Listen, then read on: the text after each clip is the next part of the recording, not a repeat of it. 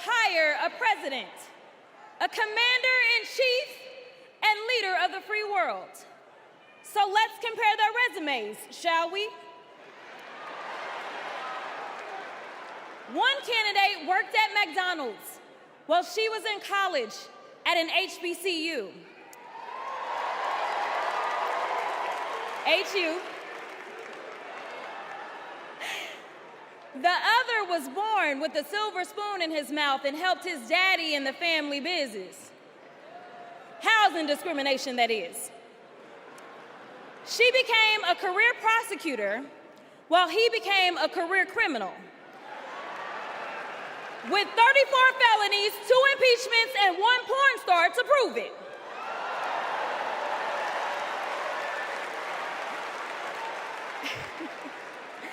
Her entire career as an elected district attorney,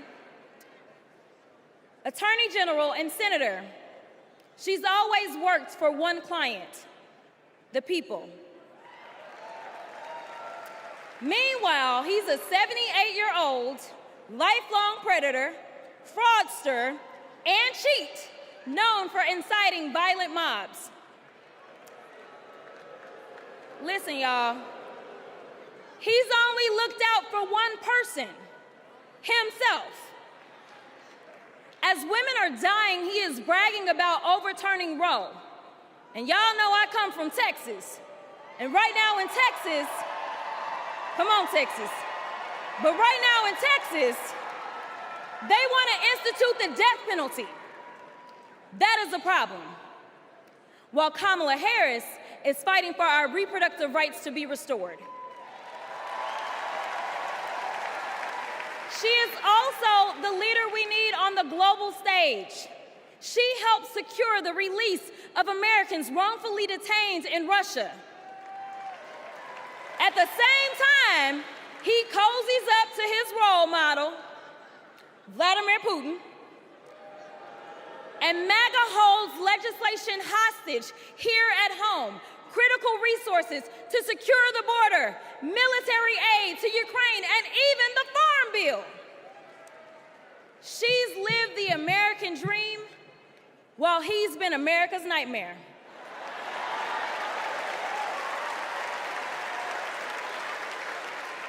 America, looking at the 2 choices before you, who would you hire?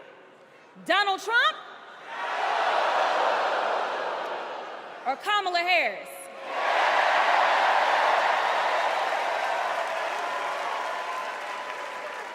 Kamala Harris has a resume. Donald Trump has a rap sheet.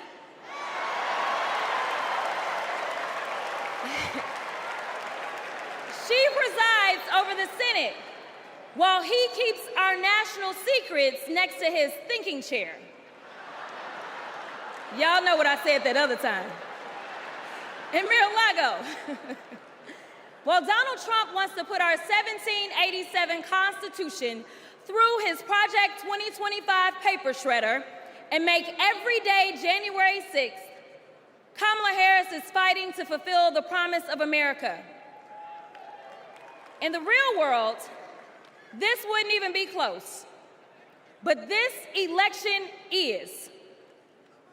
Don't make a mistake.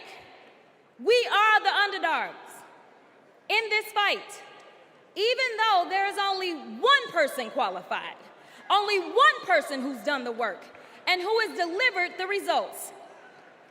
And she needs you. She needs your one vote this November.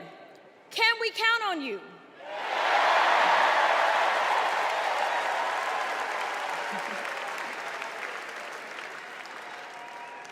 Some of you know a little bit of my history, some of you don't, so let me tell you. I was a public defender.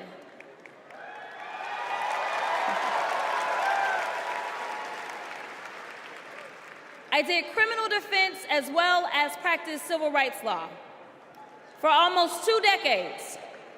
I know a good prosecutor when I see one. Kamala Harris is the kind of prosecutor we long for in the cases like those of Breonna Taylor. Yeah.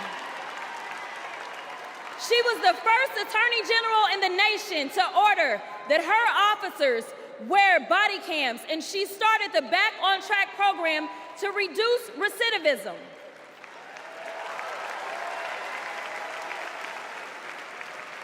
Listen, y'all, she did all these things because she genuinely cares about people. She sees each person as just that, a person, not a statistic. She's proven that since the first day she stepped into a courtroom and said what y'all already heard Hillary say, I did not copy out for her speech.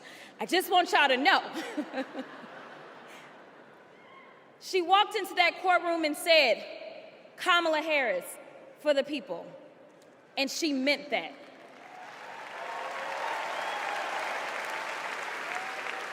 Many of you know her credentials, but what I love about Kamala Harris goes beyond her resume, is that she sees the humanity in everyone.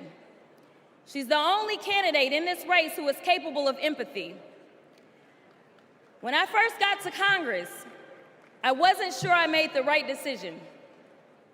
The Chaos Caucus couldn't elect a speaker, and the Oversight Committee was unhinged.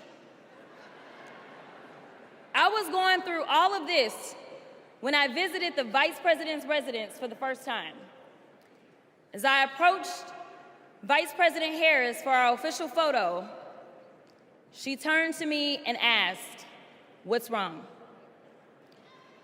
Mind you, we'd never met, but she saw right through me. She saw the distress. I immediately began crying.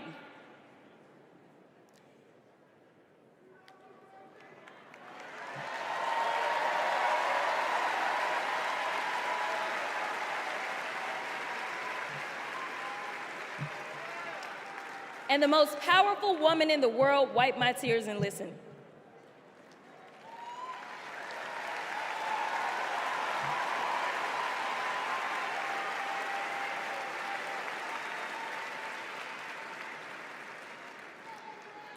It's so hard for me to tell this story. She then said, among other things, "You are exactly where God wants you.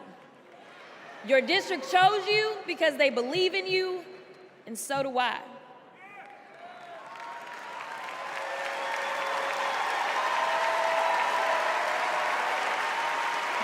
I'm gonna stop. Okay. The next month, I went viral for the first of many times to come for hitting Republicans with a dose of their own medicine. That brief but impactful interaction gave me my legislative legs, and I've been running ever since.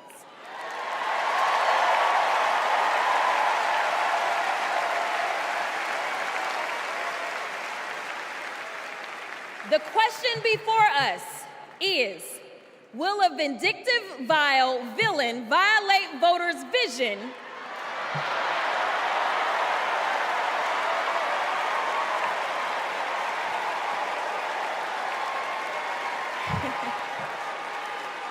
for a better America or not? I hear alliterations are back in style. We deserve better. We deserve a president who can be a bright light in a sea of darkness, one who will pull us forward, because we won't go back. Amanda Gorman said it best: "There's always light if only we are brave enough to see it, if only we are brave enough to be it." Kamala Harris showed me that light. And America, when she is our president, together we will shine as that beacon of hope and freedom around the world once more. God bless y'all.